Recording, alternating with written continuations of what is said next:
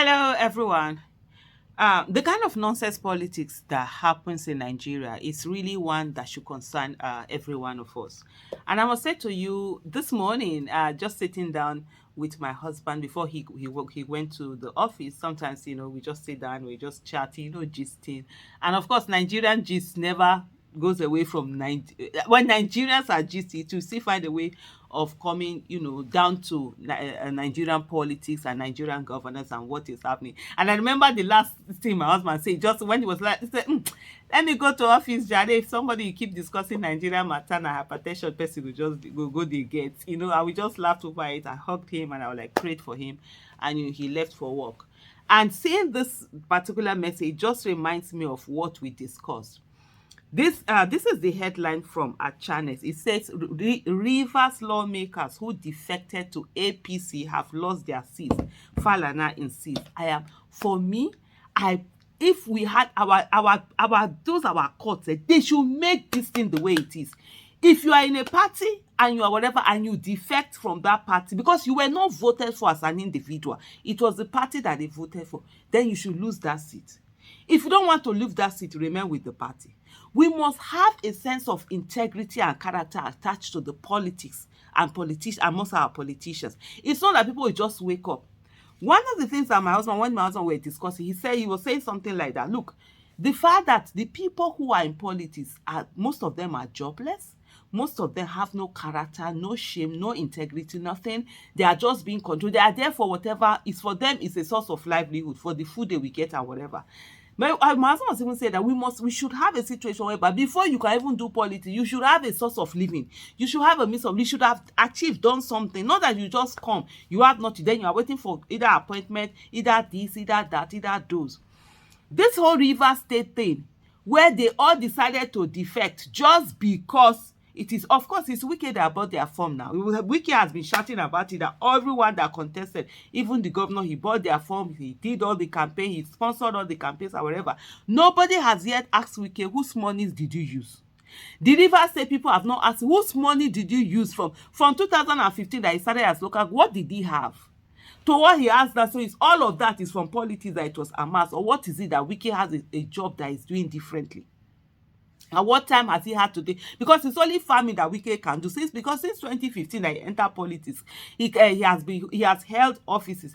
He can't do any other thing other than farming. So is it the farming that has given him all this money, or is it the fact that the salary they are paying him and allowances they are paying him in these positions that he has held has been enough for him to be able to do all of these things? These are critical questions, that need to be asked. So he comes and then he probably told them they all left. I saw the Attorney General of the state or former Attorney General saying that as far as his only loyalty is to Wike, it's Wike that brought it. So your loyalty is not to the state, your loyalty is not to the Constitution of the Federal Republic of Nigeria.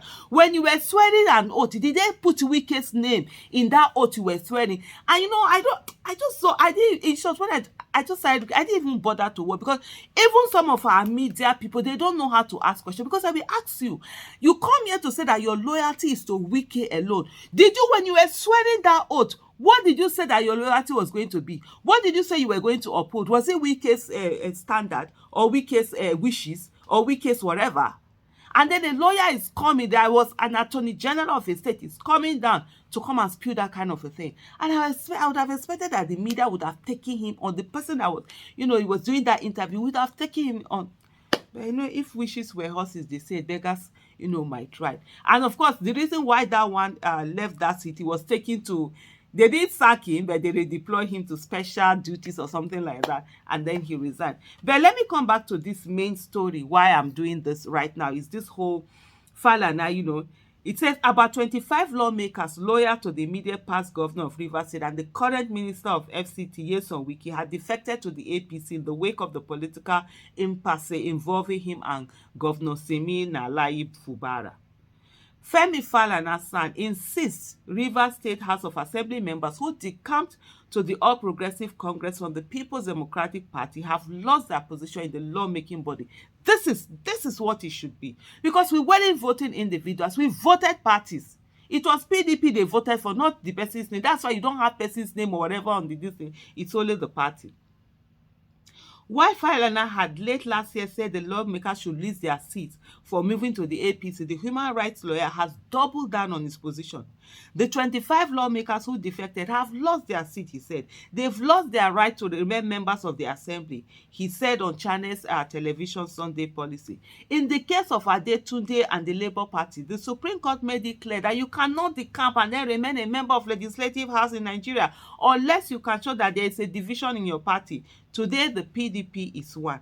A fresh crisis erupted in the Rivers State Assembly when some of the lawmakers elected Victor Oko-Jumbo as the speaker.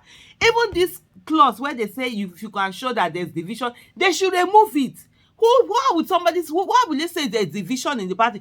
It should only be except if the party no longer exists. That's why we need people. We need to send people to the National Assembly and State Houses of Assembly. People with character, competence, capacity, people with integrity, people with second job, people that will give laws for Nigeria. You cannot come and say that there's division in the party or people. No.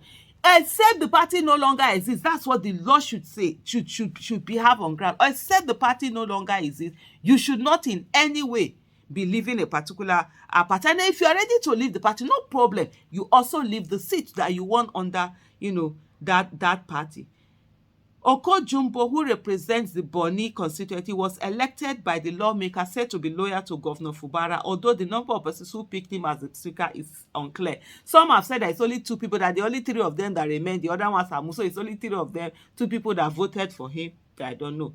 FALANA has however said that the lawmakers need a quorum to elect a speaker. So that speaker, according to what FALANA is, because they say it's 2 people, that you cannot just come and elect. There's a quorum that needs to meet. There's a number of people that need to be there. So they need to declare those seats, go and do a new election, and bring in people and let them get that done, elect the speaker. Again, we have to look at the Constitution. Before the House can conduct proceedings, the House must form a quorum to conduct the business of the House, and a quorum is in the Constitution is defined. But if you want to remove the governor by way of impeachment, again, you must have 2/3 majority of the legislature. This is very clear, and that's what Femi Falana is saying. For me, I absolutely support this stand. This has always been my stand. I've said it a lot of times. All of this nonsense where you see politicians to just be moving from one place to the other, with be defecting, move from it, it's nonsense. And the biggest problem we have in Nigeria is our judiciary. Our judiciary has been what has killed the democracy that we have in Nigeria. You put in laws, even when lawmakers do see judiciary, we have a way of taunting it. Wike would never have been governor if the Supreme Court had not come to say that the card reader is not admissible in the law, because it was not explicitly said there. That's the only reason why Wike became governor. A lot of people that shouldn't have been governor, it is the Supreme Court that will always ensure they get the political, position. Our judiciary has killed Nigeria, and they are the biggest problem that we have in this country. And all of us are suffering. And there's no how that they think because they are judiciary they will escape and the rest of us will be suffering. It is Turn by Turn Nigeria Limited, and all of us go suffer. All of us go hear that for body. We go hear the wine for body. Since people don't want to do the right thing for the country, it's all about their selfish interest.